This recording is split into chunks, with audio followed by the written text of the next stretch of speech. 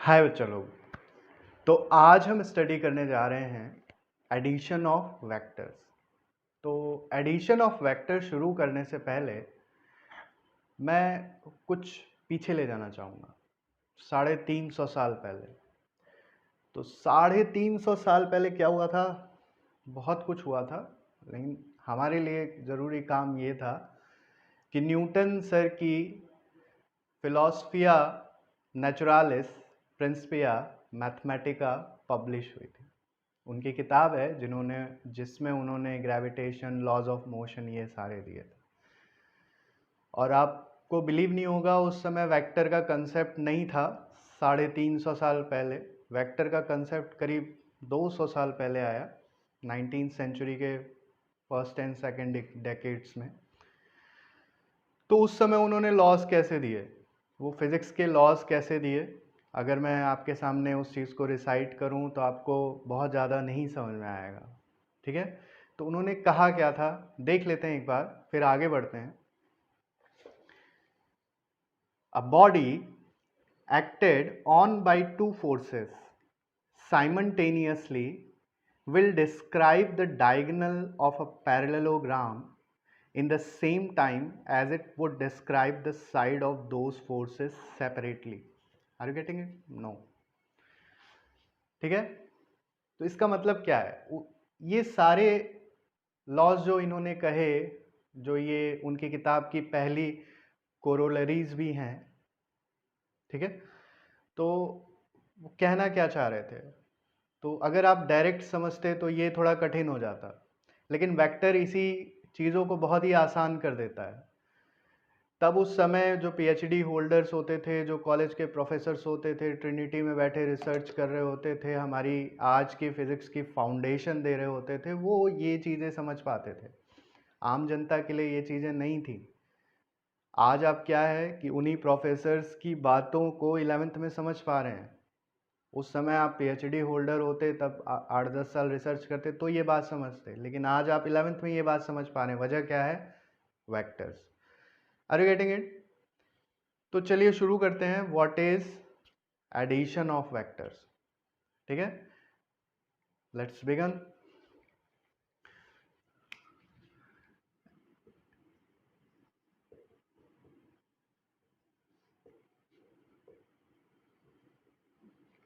तो addition of vectors में बच्चे दो बातें ख्याल रखिएगा, दो बातें शुरू करने से पहले। पहली चीज क्या है कि टू और मोर vectors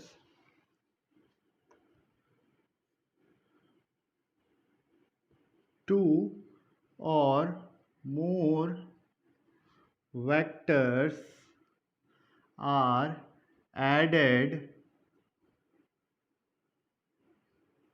only if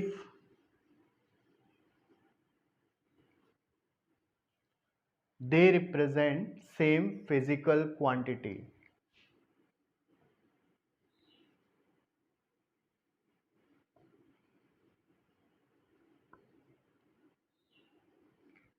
Same physical quantity. Are you getting it? दो वेक्टर तभी, दो या दो से अधिक वेक्टर तभी ऐड किए जाएंगे जब वो same quantity represent, physical quantity represent करेंगे। जैसे 2 न्यूटन फोर्स को मैं 2 न्यूटन विद डायरेक्शन अगर लिख लूँ 2 आई कैप न्यूटन, या आई कैप कर लेता हूँ एक्स डायरेक्शन में, तो ये 2 न्यूटन से ही ऐड होगी और किसी चीज़ से ऐड नहीं होगी। ठीक है, ये अभी देखेंगे। वेलोसिटी से ऐड होगी, फोर्स से ऐड होगी। ठीक है, दो अलग अलग क्वांटिटी जो अलग रिप्रेजेंट कर रही है अलग फिजिकल क्वांटिटी को, वो ऐड नहीं की जाएगी। ठीक है, फोर्स का फोर्स से, वेलोसिटी का वेलोसिटी से, एक्सेलरेशन का एक्सेलरेशन से ही एडिशन आप करेंगे। Are you getting it? ठीक है, नेक्स्ट पॉइंट है बच्चा इसमें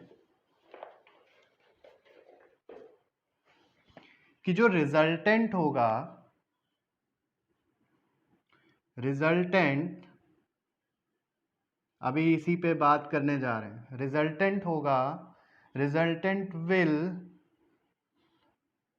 always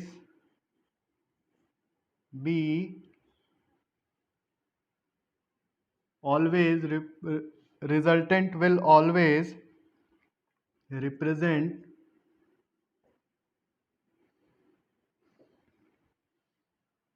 same physical quantity.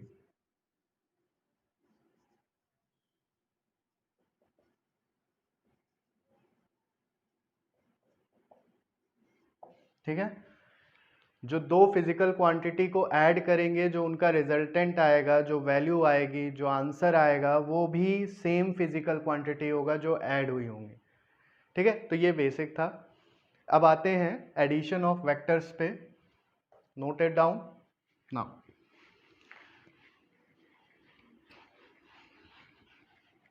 तो एडिशन ऑफ वेक्टर क्या होता है बच्चे? हमें ऐड करना है दो वेक्टर को। जैसे कि शुरुआत में मैंने एक कंसेप्ट बताया था कि मान लीजिए मैं this represent a vector A. ठीक है, ये वेक्टर ए को रिप्रेजेंट कर रहा है और ये जो है रिप्रेजेंट कर रहा है वेक्टर बी को। तो ओवरऑल इनका रिजल्टेंट क्या होगा? इनका रिजल्टेंट होगा ये। ठीक है, आप यहां से चले, यहां पहुंचे, यहां से गए यहां, फिर यहां से यहां पहुंच गए, तो टोटल आप कितना दूर पहुंचे? यहां पहुंचे, और किस डायरेक्शन में? थीटा फ्रॉम ए। ठीक है, इसको अल्फा ले लेते हैं, अल्फा। तो हमें निकालना है कि व्हाट विल बी दिस, इसकी लेंथ क्या होगी और ये वेक्टर क्या होगा, लेंथ और डायरेक्शन एक साथ क्या होगी। ठीक है, तो पहले ये बात करना आपके लिए इजी था कि पहले ए यानी 3 मीटर इधर गया ईस्ट में, फिर 4 मीटर नॉर्थ गया। ठीक है, तो ये 90 डिग्री होता था, तो आप ये आराम से पाइथागोरस से निकाल ले पाते थे। 3 square plus 4 square is equals to 5। But यहाँ क्या है, यहाँ मैथमेटिक्स ही लगेगी, थोड़ी बहुत ज्योमेट्री भी लगेगी और ये वैल्यू आ जाएगी। ठीक है, देखते हैं, लेट अस सी। तो बच्चा इसको पूरा हटा के फिर समझते हैं, ज़्यादा टाइम लगेगा, ज़्यादा बोर्ड चाहिए। नाउ मान लीजिए कि आप यहाँ से यहाँ गए और यहाँ से यहाँ गए। ठीक है, तो आप टोटल अपनी जगह से कितना पहुँचे? इतना पहुँचे। ठीक है, और ये एंगल अल्फा है, this is vector A and this is vector B. ये डिस्टेंस हमें निकालनी है विद डायरेक्शन, अल्फा क्या होगा और ये डिस्टेंस क्या होगी। तो लेट्स बिगन। तो सबसे पहले हम पैरेललोग्राम की प्रॉपर्टी से इसे सॉल्व करेंगे। क्या करेंगे हम? इसका सेम रिफ्लेक्शन बी का एक इधर ले आएंगे, पैरेललोग्राम एक कंस्ट्रक्ट होगा, इसे शिफ्ट करके एक ऊपर ले जाऊंगा, तो एक पैरेललोग्राम बन गया। ठीक है, यहाँ से एक परपेंडिकुलर ड्रॉ कर दूंगा मैं, इसको एक्सटेंड कर दे रहे हैं, ये 90 डिग्री है। क्लियर? हमें इसकी डिस्टेंस निकालनी है। तो अगर आप इसे गौर करके देखेंगे, अगर ये पॉइंट ओ कर दूं, this is point A, this is point B, this is point C, तो ट्रायंगल ओ ए बी देखेंगे तो ये 90 राइट एंगल ट्रायंगल है। ठीक है, और ये जो लेंथ है ये मैग्नीट्यूड ऑफ बी है, ये जो लेंथ है दिस इज मैग्नीट्यूड ऑफ ए, हम डिस्कस कर चुके हैं। ये जो लेंथ है ये क्या हो जाएगी बच्चा? ये क्या हो जाएगी? अगर दोनों के बीच का एंगल जो है थीटा था पहले, that is B, vector B और ए के बीच का एंगल थीटा था, तो ये एंगल भी थीटा हो जाएगा। ठीक है, तो ये लेंथ क्या हो जाएगी बच्चा? This will be B cos theta, trigonometry से बी कॉस थीटा। ये वाली लेंथ क्या हो जाएगी? ये वाली लेंथ हो जाएगी आपकी बी साइन थीटा, ठीक है। Now this is B cos theta, this is B sine theta, तो ये पूरी लेंथ कितनी हो जाएगी बच्चा? That is A plus B cos theta, ठीक है। ये पूरी लेंथ, ये वाली लेंथ कितनी हो जाएगी? B sine theta. तो इसकी लेंथ कितनी हो जाएगी बच्चा? पाइथागोरस थ्योरम लगा देंगे, तो दिस आर का मॉड, वेक्टर आर का मॉड हो जाएगा हमारा this square plus this square, base का स्क्वायर अपॉन प्लस परपेंडिकुलर का स्क्वायर का root under, this will become mod of A का square plus mod of B cos theta, इसको होल का स्क्वायर करना है, का square plus mod of B sine theta का स्क्वायर ओवरऑल रूट अंडर, ठीक है। This is base, this is perpendicular, इसको एक्सपेंड कर देंगे तो this will become mod of A का square plus mod of B का square cos square theta plus two mod B mod A cos theta, ठीक है, प्लस मॉड ऑफ बी का square cos square theta, ठीक है। ये sign है, sign square theta, तो इसको हम रूट अंडर रेडिकल वैल्यू लिख देते हैं। होप कि बच्चे ये समझ में आया। हमने इसे बेस लिया, इसे परपेंडिकुलर लिया और फिर इसकी लेंथ हमने फाइंड कर ली। क्या है ये? आर है, लेंथ इसकी क्या होगी? Mod R. तो ये रिजल्टेंट क्या हो जाएगा बच्चा? यहाँ से देखिए, ये और ये वाला पार्ट हम एक साथ कर देते हैं, ठीक है। तो ये हमारे पास हो जाएगा बच्चा, that is root under mod of A का square plus mod of B का square cos square theta plus sine square theta plus 2 A B cos theta, ठीक है बच्चा। यहाँ तक समझ में आई बात?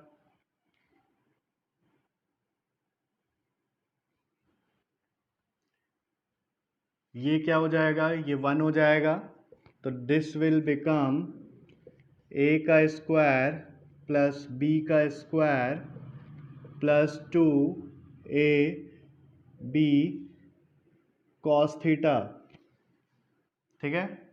What is this? This is R, mod of vector R, ठीक है। तो इसकी लेंथ कितनी हो जाएगी बच्चे? हमने लेंथ निकाल दी। हमने क्या किया? दो वेक्टर थे जिनके बीच का एंगल थीटा था, तो उनका रिजल्टेंट के लिए हमने क्या किया है? सिंपल पैरेललोग्राम लॉ यूज़ किया, इसे पैरेललोग्राम लॉ भी कहते हैं। हमने क्या किया कि एक पैरेललोग्राम कंस्ट्रक्ट किया, एक परपेंडिकुलर ड्रॉप किया, एक राइट ट्रायंगल का फॉर्मेशन किया, ठीक है। राइट ट्रायंगल से हमने आर उसका क्या हो गया? आर उसका हाइपोटेनस हो गया। उस हाइपोटेनस की वैल्यू हमने परपेंडिकुलर और बेस वाले फॉर्मूले से निकाल दी। This is perpendicular and this is base, ठीक है। परपेंडिकुलर का स्क्वायर प्लस बेस का स्क्वायर। नाउ फिर उसको एक्सपेंड किया, अंदर एक्सपेंशन किया तो हमें ऐसी टर्म आई, तो हमने क्या किया? इन दो टर्म को एक साथ लेके बी स्क्वायर को कॉमन कर दिया और cos square theta plus sine square theta को एक ब्रैकेट में कर दिया। इसकी वैल्यू 1 आ गई, तो हमारे पास एक्सप्रेशन ये आ गया, ठीक है। तो ये नोट कर लीजिए, फिर सिर्फ एक्सप्रेशन लिख के डिस्कस करेंगे हम, ठीक है बच्चा। तो हम देखते हैं, इसी को दोबारा लिख देते हैं सब रब करके।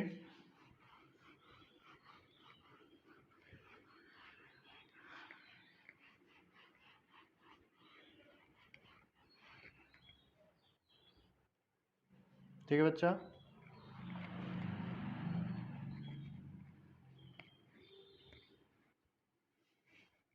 नाउ तो हमारे पास क्या आया, mod of R is equals to root under A का स्क्वायर प्लस बी का square plus 2 mod of A mod of B cos theta. ये कब था, जब दो वेक्टर हमारे पास थे, that is vector B and this is vector A, इनके बीच का एंगल थीटा था। क्लियर। हमने रिजल्टेंट ड्रॉ किया, ये कुछ ऐसे आया रिजल्टेंट हमारा। हमने परपेंडिकुलर ड्रॉ किया तो रिजल्टेंट जो ए से था वो अल्फा एंगल बना रहा था, और रिजल्टेंट जब बी से एंगल बना रहा था दैट वाज बीटा। ठीक है, बात समझ में आई बच्चा। नाउ अब इसको कैसे करेंगे, हमें दूसरी चीज ये निकालनी है कि व्हाट इज अल्फा। अल्फा कितना होगा, तो अल्फा के रिप्रेजेंटेशन के लिए हम tan अल्फा का रेशियो लेंगे। तो here tan alpha is equals to क्या होता है बच्चा, tan alpha perpendicular upon base.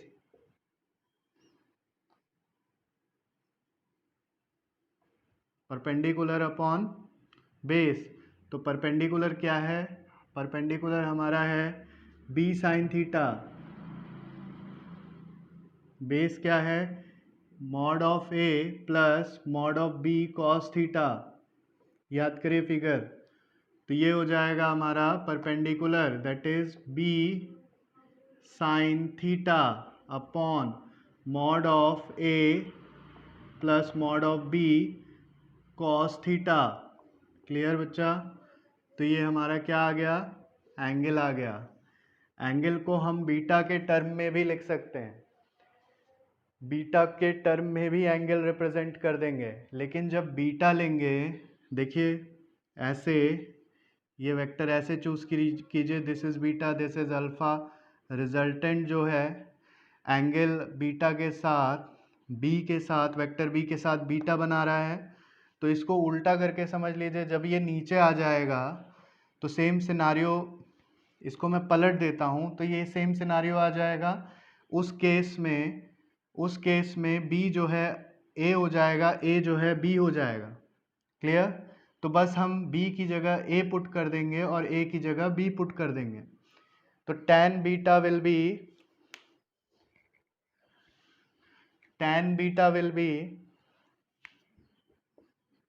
tan beta will be in that case a sin theta upon b plus a cos theta. तो किसी भी टर्म में आप चाहे अल्फा के साथ एंगल निकाल दीजिए वेक्टर a के साथ, चाहे बीटा निकाल दीजिए वेक्टर b के साथ, तो दोनों ही केस में आपको क्या करना है, याद ऐसे कर लीजिए, जब अल्फा के साथ एंगल, अल्फा जो है a के साथ एंगल बन रहा है, ठीक है, अल्फा जो है वेक्टर a के साथ रिजल्टेंट और वेक्टर a के बीच का अल्फा एंगल है, और बीटा कौन है, वेक्टर b और रिजल्टेंट के साथ का एंगल है। ठीक है, तो एंगल अब अगर आपको अल्फा के टर्म में निकालना है तो that is beta, sorry vector B का mod sine theta upon vector A का mod plus vector B cos theta. Are you getting it. Same ऐसे इसे याद कर लीजिएगा, नोट भी कर लीजिए।